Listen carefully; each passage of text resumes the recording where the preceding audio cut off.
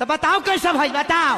ए नाती 3 महीना तार बियाह भइले भइल। हाँ। आ 3 महीना हमार बियाह भइले भइल। हाँ।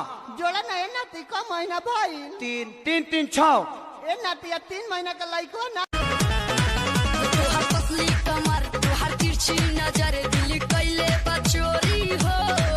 कारी कजरा के धार लहा के जान मार बाड़ू रूप के कटोरी हो।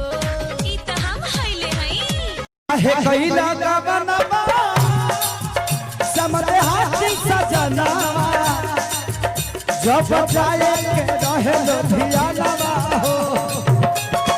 देहिया के जरता बात बुझेला नखी सब बड़ी बरता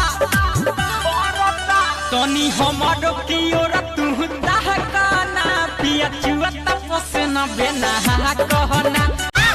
घाम लागता रे राजा घाम लागता टूटा बहराम करे लायराम टूटा बहराम करे लायराम चैत में हमरा घाम लागता।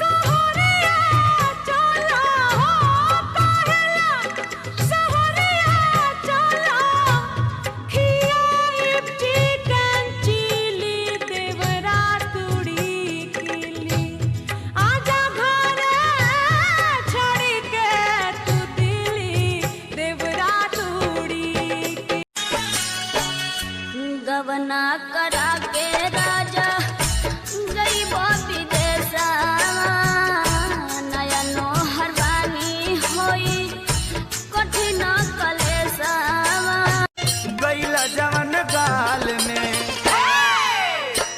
परदेसी गदन होता बेसी गदन होता बेसी पूछन खसरिया देवार सैया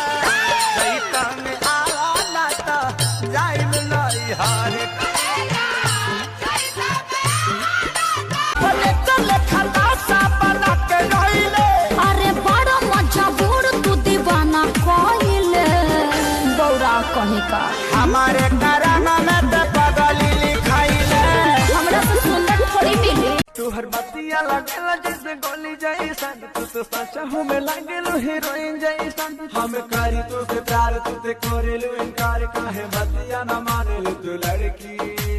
अच्छा है रे पातर की है